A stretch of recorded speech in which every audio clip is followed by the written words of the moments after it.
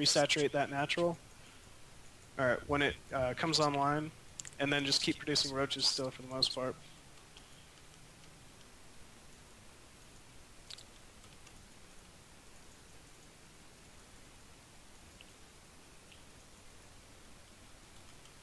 Turns out medium AI is not that tough. Yeah. All right, go ahead and fall back. Typically, you know, against a person, it wouldn't be that simple. So let's pretend he does the same exact timing attack, and so you guys are kind of stalemated. You're both expanding at the same time, can't really pressure each other, and you're just going to go ahead and take your expansion from here. As your hatchery at your natural is about halfway, go ahead and start making a queen in your main to transfer to it as it finishes.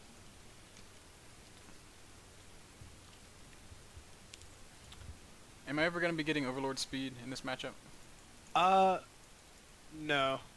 You should be fine with just Overseers for the most part. If they're extremely Hydros heavy and you keep losing Overlords across the map from scouting and things, or if they start going Spire, then yes, but for the most part, just with standard Roach and Fester play, you're not really going to be running up against that too much. Go ahead and start your level 2 range attack upgrade. Transfer some drones to your natural and transfer your second queen to your natural. There we go. And you want to build some extra drones at your natural and then wait about, I don't know, a minute or so. And then you're going to go ahead, take both the Vespian Geysers at your natural and throw down an Infestor mound. Okay. Right now you're just trying to make sure you're safe, make sure you have a good amount of roaches so that he can't really timing attack you, because both your expansions are going to be going up at about the same exact time. Alright.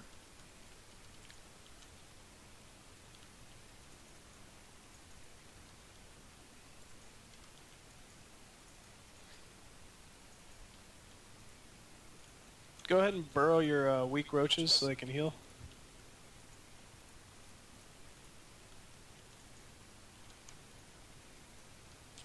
And if you ever do a timing attack on an opponent and they don't have an Overseer, you definitely want to punish them for it. You want to be burrowing all the weak roaches as they get down to around the orange health. Okay. And at this point, you want to keep sending in your Overlord or Overseer and keep trying to contaminate the hatchery. Oh, that's right. All right. So yeah, infestation pit. But still just drones and, trickle in drones. It's not like Zerg vs. Terran, Zerg vs. Protoss, where you're going to be making 8 drones at a time. You want to be making drones, but maybe 2 for every 4 roaches you have or so. Okay. Contaminate is E, isn't it? Why the fuck would it be E? I don't even know. Alright, go ahead and start researching Pathogen Gland, but don't make any infestors yet. Wait till that's halfway done, right? Yep.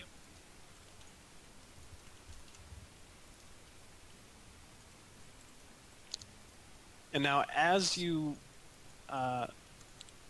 start producing the infestors and you notice that your opponent doesn't have infestors, you gain map control. If they do have it, you don't really have map control. You still need to have a bigger sort of army to start being aggressive with them. But if they miss that timing, you want to definitely punish them for it. Okay. So now I'm going to crank out a couple infestors. Yep. Usually just 3 or so is fine. And then just keep producing roaches for the most part. And now as your infestors finish, you want to go ahead and take your 3rd base and start your armor upgrade. I'm going to take the gold. And you've got the timings worked out for this whole thing, don't you? Yep.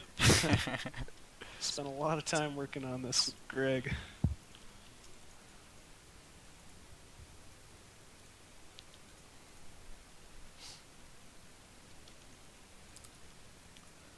What's your general feeling about ZvZ? Do you feel like it's still kind of build order wars? No, actually. I thought it was for a very long time, but I really realized that I just hadn't been playing this matchup enough. There's not really many Zergs to kind of work it out with. And so as we kind of just kept practicing it, and you get timings down, you realize, okay, well, they can't actually move out without Roach speed, so this means this. They, if they don't have infestors at this point, point, it means this. You know, it's all kind of Right. starting to come together. So So let me ask, with these infestors, when I'm engaging, the idea is just to use fungal growth to gain position, right? yep, and to try and split apart their army. You know, if they do it right, they should just stick with the fungal growth army, and that's going to allow you to kind of just keep sitting there, putting on that extra damage, like as far as the fungal growths go. But if they do it wrong, and you're able to split up their forces, like you fungal growth one group of it, and then he chooses to just try and engage with half his army, then you Right. go ahead and just attack immediately. Okay. Yeah, Infestitarians. Now, the one thing, I don't know, you did this extremely well. The one thing I would say from here you need to work on is just making sure you get that Overseer constantly in there. You got to Right. be looking for any sort of tech switch. You need to know when he's starting to create infestors. You need to know when he's making Mutalists, so that you can prepare for it on time. Okay. But other than that, this is really good. What am I afraid of when I'm doing this build? Just those tech switches. If you get caught without any, spore colonies and no Hydros Den or something, and they tech switch to Muta and you don't scout it, they can deal some good damage with it. Other than that, not a whole lot. They should just be doing the exact sort of opening to you, because that's just an extremely safe opening. You're not gonna accidentally forget to scout 30 Banelings and then they run over your natural or something. Right. That's kind of just the point of the build. It's just a very safe build with some very good timings. Okay. I like Right, that. Felt pretty smooth. Yeah. Let's go ahead and I guess let's do the exact same build. I'm going to do the exact same build to you, and I want you to do the exact same build to me. Then once we get this down, I'll show you the Speedling opening, and then sort of the adjustments that have to be made depending upon different builds. All right. One quick question. What Yep. if I'm doing this and they fast expand and then go like Spire Tech? Do it. Like Hatchery first? Yeah. Because I mean, Roach, in my experience, is usually not so great at punishing a fast expand. Or is No, this it's this not. only for these small maps? This is only for these small maps. Okay. That's kind of why I do this. Only on these maps. You might be able to punish them on the small map. Still, it could be difficult, but at least they're going to be throwing down more stack defense and kind of allow you to expand. That's the one time you would expand before layer. Like, if you see a fast expand and they do it properly, they're not cutting stack defense, and they're still getting a good amount of Zerglings, you have to just expand and kind of just eat your losses there. All right. But that's kind of where the Speedling opening comes in, because it's much more adjustable depending upon all three different openings. Okay. And we'll go over that next week. This is just kind of like a starting build. Sounds great. All right. So I would never want to really do this on a map like Zelnaga. No, not at all. Yeah, there I'd just go the Speedling opening as well. Okay. This is just the only maps I honestly open with this build on is Steps of War and Delta Quadrant. All right.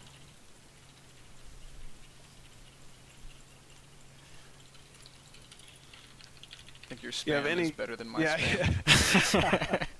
yeah. If you have any questions on Overlord timings or anything during the game, just let me know. All right. Do you have like some of the Overlord timings memorized? I mean, in general, yeah, I go my first Overlord's on 9. My second Overlord is usually on 15 in ZvZ, 16 in the other matchups. Third Overlord, I'll get around 22. I see. So, Um, and then after that, it's just kind of yeah. I have them memorized a little bit further for all the matchups. I actually like the Overlord on 20 supply on this one. okay. So, yeah, that third Overlord. And then 20, and then 30, and then 42, you start making 2 overlords at a time.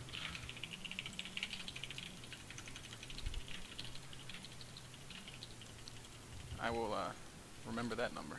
Yeah, it's kind of difficult, but eventually if you do the build enough, you start getting it down. Alright, so 14 pool, 14 extractor. Stop on 15 with the drones. Yep. And then I'm not going to drone again until after my first 6 roaches. Yep. Okay.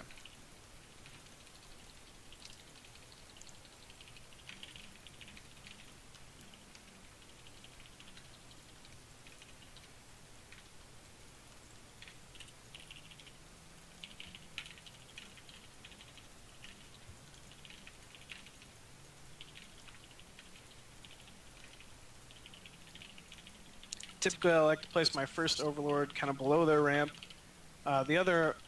My next overlord on one side of the map, like to the left side for me, it would be the right side for you. And then the third overlord would be the other opposite side of the map, just so I have scouting of everywhere. And then my fourth overlord at my own ramp. Okay.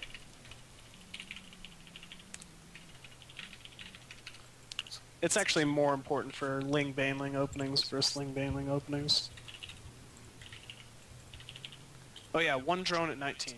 Gotta remember that. I will make it at 20. It's alright.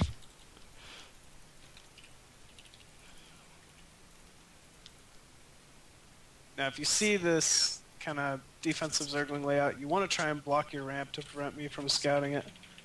But this is almost always going to just mean roach openings. Okay. Am I okay to sack these lings? Yeah. Try and pick off a drone or something.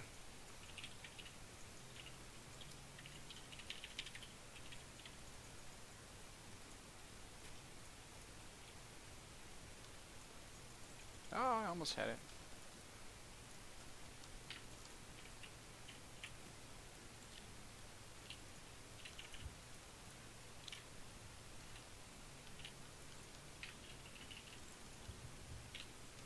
I'm making overlords 2 at a time on 42 or 32?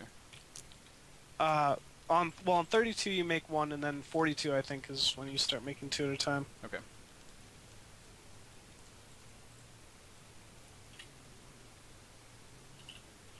So then layer, second gas, and evo chamber.